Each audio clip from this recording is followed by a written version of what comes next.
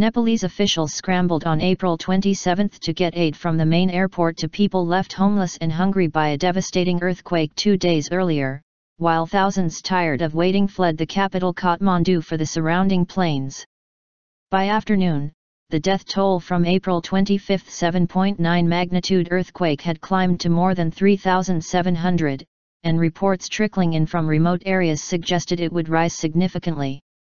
A senior Interior Ministry official said it could rise to as high as 5,000, in the worst such disaster in Nepal since 1934, when 8,500 people were killed.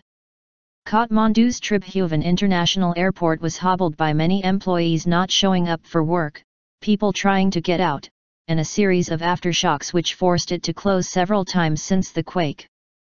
Home Minister Bam Dev Gautam was supervising aid delivery and arranging for passengers to leave the country.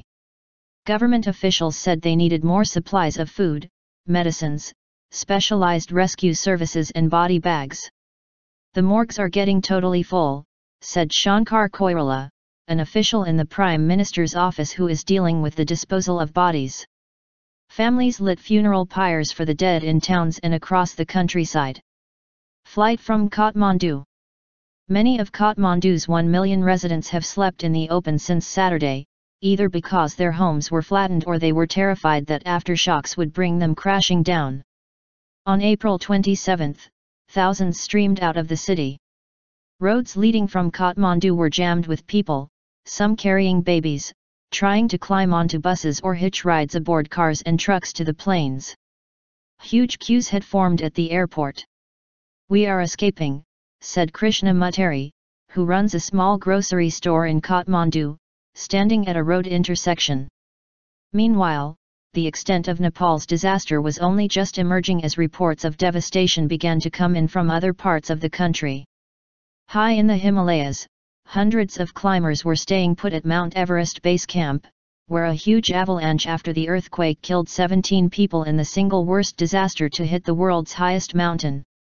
Rescue teams, helped by clear weather, used helicopters to airlift scores of people stranded at higher altitudes, 2 at a time.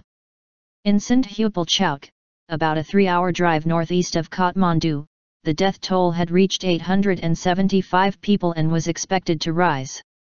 In Dating, close to the quake's epicenter west of Kathmandu, 241 people were killed. Survivors spoke of trying to stay flat on the ground while the tremors shook the forested mountains. Some were stuck for hours afterwards, unable to move because of injuries. "There is nobody helping people in the villages. People are dying where they are," said A.B. Gurung, a Nepalese soldier who was waiting in Dating district for an Indian helicopter that had gone to his village Dharka. Aid trickles in. In Kathmandu, sick and wounded people were lying out in the open, unable to find beds in the devastated city's hospitals. Surgeons set up an operating theatre inside a tent in the grounds of Kathmandu Medical College. Across the capital and beyond, exhausted families laid mattresses out on streets and erected tents to shelter from rain. People queued for water dispensed from trucks, while the few stores still open had next to nothing on their shelves. Some relief supplies began to trickle into the capital, a Reuters witness said. Some portable toilets had been set up and food was being provided by local aid agencies. A few United Nations vehicles were seen with medical equipment and first aid kits. The United Nations Children's Fund said nearly 1 million children in Nepal were severely affected by the quake, and warned of waterborne and infectious diseases. In the ancient temple town of Bhaktapur, east of Kathmandu, many residents were living in tents in a school compound after centuries-old buildings collapsed or developed huge cracks. "We have become refugees," said Sargadeha Badal, a management student whose ancestors had built her Bhaktapur family home over 400 years ago. "They were subsisting on instant noodles and fruit," she said.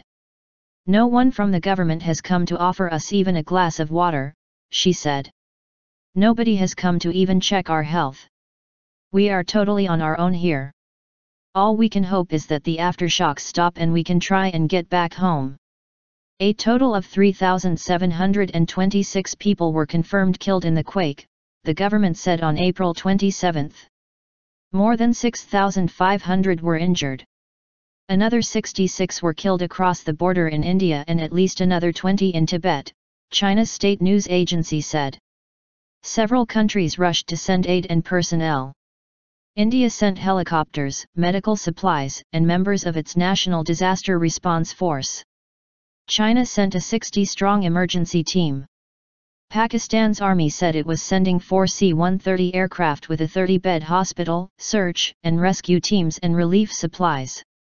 A Pentagon spokesman said a U.S. military aircraft with 70 personnel left the United States on April 26 and was due in Kathmandu on Monday. Australia, Britain, and New Zealand said they were sending specialist urban search and rescue teams to Kathmandu at Nepal's request. Britain, which believes several hundred of its nationals are in Nepal, was also delivering supplies and medics. The disaster has underlined the woeful state of Nepal's medical facilities.